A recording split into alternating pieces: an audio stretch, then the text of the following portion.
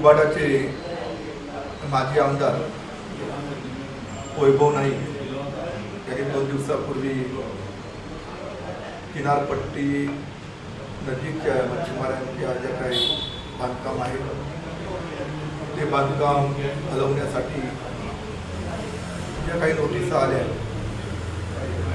त्या संदर्भात आपले अकलेचे तारे या ठिकाणी तोडलेले आहेत असं माझं म्हणणं आहे. मुळात वैभव नाईक 2014 मध्ये या मतदारसंघाचे आमदार झाले आणि 2016 पासून जवळजवळ आतापर्यंत वैभव नाईकांच्या कालखंडात 352 जवळजवळ नोटिसा मच्छीमारांना संबंधित ऑफिसमधून आलेली होती. 1-2 नव्हे, 352 नोटिसा वैभव नाईकांच्या 2016-17 पासून ते 2024 पर्यंत ही नोटीस आलेली होती. आणि असं असताना अजून किती खोटं बोलतायत ते बघा. एक आमदार राहिलेला माणूस, राजकारण असं खालच्या पातळीवरती कोणी जाऊन करू नये असं माझं म्हणणं आहे. वैभव नाईकांनी जे आज काय आरोप केलेले आहेत निलेश राणेंवरती, निलेश राणे येत्या 1-6 वर्षांमध्ये जे काम करतायत आणि ते कशा प्रकारे काम करतायत ते याला वैभव नाईकांनी ते सांगायची काही गरज नाही. कारण 1 वर्षामध्ये निलेशजी निवडून आल्यानंतर मालवण नगरपालिकेचं इलेक्शन झालं, सिंधुदुर्ग जिल्ह्यामध्ये जिल्हा परिषद पंचायत समितीची इलेक्शन झाली. जनतेने निलेशजींवरती प्रभावित होईल, इथल्या आमदारांवरती जनतेने मतदानाच्या माध्यमातून निलेश राणे साहेबांचं जे काम आहे, विधिमंडळामध्ये जे काय काम करतायत, इथल्या मतदारसंघाचे ज्या कुडाळ चित्रदुर्ग जिल्ह्यातील जे काही प्रश्न आहेत ते प्रश्नाला वाचा फोडतायत. यावर प्रेरित होऊन निलेशजींना भरभरून यश मतपेटीद्वारे देऊन निलेशजींच्या सर्वच उमेदवारांना जवळजवळ 100% यश दिलं असं म्हणायला हरकत नाही. आज वैभव नाईक ज्या पद्धतीत आरोप करतायत, कारण ही जी मच्छीमारांना जे नोटीस आली, मी मागाशी म्हणालो की 352 नोटिसा यापूर्वी आल्या होत्या. हे नोटिसा निलेशजींच्या माध्यमातून या ठिकाणी आल्यानंतर ते मच्छीमार व्यावसायिक जे आहेत त्या ठिकाणचे ते कुठल्या पक्षाचे आहेत, ते कोणाबरोबर आहे ते त्यांनी कधी विचारलं नाही.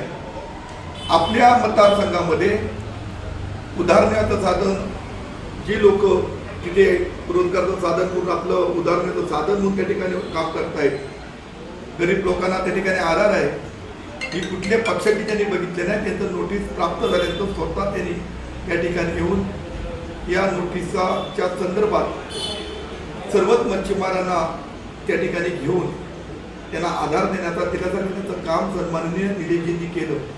या ठिकाणी सांगावं असं वाटतं की 14 मध्ये तुम्ही निवडून आलात आणि 14 ते 2024 पर्यंत या मतदारसंघामध्ये आपण, कारण आजार कुठलाही एकदा आजार तुला जर ताबडतोब त्याच्यावर जर विलास झाला तर तो आजार वाढत नाही. परंतु विकासात्मक कामं रस्त्याची असो, MSCBची कामं असतो, आरोग्याची असतील, आता मच्छीमारांचा प्रश्न असेल, हे सगळेच आजार वैभव नाईकांनी कॅन्सरवरती नेऊन ठेवले आहेत. साधे आजार होते ते आजार वाढवून वैभव नाईकांनी आपल्या कालखंडामध्ये कॅन्सरमध्ये रूपांतर केलं आहे. आणि आता अशा परिस्थितीत निलेशजी या आजाराचं कशा प्रकारे ऑपरेशन करून त्यांना चांगला न्याय देण्यासाठी निलेशजी प्रयत्न करतायत. हे कर्म सगळं वैभव नाईकांचं आहे. आणि आज वैभव नाईकांना काय समजत नाही. बघा, वैभव नाईकांचं राजकारण जनतेने हे ओळखलं पाहिजे. वैभव नाईक आता जे जिल्हा परिषद पंचायत समिती नगरपालिकेला जे उमेदवार देत आहेत ते उबाटा देऊन देत आहेत, ते उबाटाला फसवत आहेत, जनतेला फसवतात. पण माझं म्हणणं आहे ते उद्धव ठाकरेंना सुद्धा फसवत आहेत. कारण उबाटामध्ये त्यांना उमेदवार देतात, ते उमेदवार कोण विकले जात आहे, कोण मागे घेऊन विड्रॉ करताय, कोण परत निवडून आल्यानंतर गट स्थापन करताय. काय त्याला म्हणजे भरकटलेलं दात कसं आहे त्याच्या प्रकारचं ते आहे. यांच्या मागे कोण आहे, प्रत्येकाची विचारधारणा वेगळी आहे. परंतु आज आपण आपला पक्ष जो काय राहिलेला आहे तो पक्ष सांभाळण्याचं काम करावं. कार्यकर्त्यांना सुद्धा तुम्ही तुमच्या पक्षात फसवताय, त्यांची फक्त मतं त्याचा वापर करून तुम्ही घेताय. तुम्ही कुठची तरी दिशा बदलण्याच्या मार्गावर आहात असं माझं ठाम मत आहे. तुम्ही कुठे जाता त्याच्याबद्दल माझा मी काय त्याला सांगू शकत नाही, आपला तो अधिकार आहे. परंतु निलेशजींवरती आरोप करण्याचा तुम्हाला अधिकार नाही. मी आजपर्यंत देणार नव्हतो, कारण अशा माजी आमदारला उत्तर देण्याची काही गरज नाही. उत्तर कोणाला द्यायचं असते, जर त्याच्यात काहीतरी तथ्य असेल तर त्याला उत्तर द्यावं लागत असेल तर ती चांगली गोष्ट आहे. परंतु वैभव नाईक जे आता काय म्हणजे बोलतायत ते आता भरकटलेल्या व्यवस्थेमध्ये आहेत, ते त्यांना स्वतःच काय समजत नाही. आणि निलेशजी जे 6 वर्षामध्ये जे काम करतायत आणि हे काम करतात ते मी सांगण्याची गरज नाही. मी या पक्षाचा जिल्हा प्रमुख आहे, मी त्यांची प्रशासना करण्याची गरज नाही. आता जी इलेक्शन या जिल्ह्यामध्ये पार पडली त्या इलेक्शनमध्ये कशा प्रकारे निलेशजींना या जनतेने मतदारांनी आशीर्वाद दिला तर आपण सर्वांना ज्ञात आहे. नाही तर आज इलेक्शन जी झाली जिल्हा परिषदेत नाही तर वैभव नाईक सांगणार होते अफाट पैशाचा वाटप झाला, लोकांना पैशाचा वाटप करून अनाप पैशाचा वाटप करून या ठिकाणी इलेक्शन जिंकलं.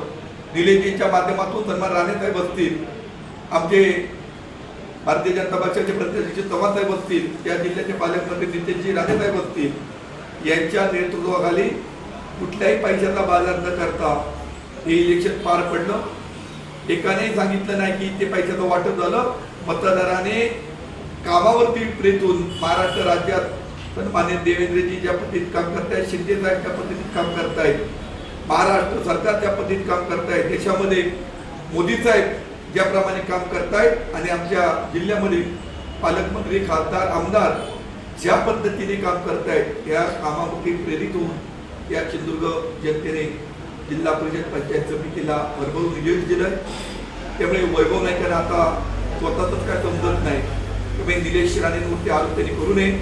निलेश राणे नेहमी जनतेच्या पाठीशी आहेत, कारण जे काही नोटीस आली किनारपट्टीवरती ती सर्व पक्षीय लोक आहेत की तिथे कधी निलेश साहेबांनी विचारलं नाही तुम्ही पुढच्या पक्षाच्या. निलेश साहेबांनी फक्त पालकत्व पुराण मारून तर स्वीकारल्यानंतर जे मतदार आहेत, जे व्यावसायिक आहेत, जे जे कोण आहेत ते सगळे माझ्या कुटुंबातले आहेत, त्याला न्याय देणं हे माझं क्रमप्राप्त माझं कर्तव्य आहे. या भावातून निलेशजी काम करतायत.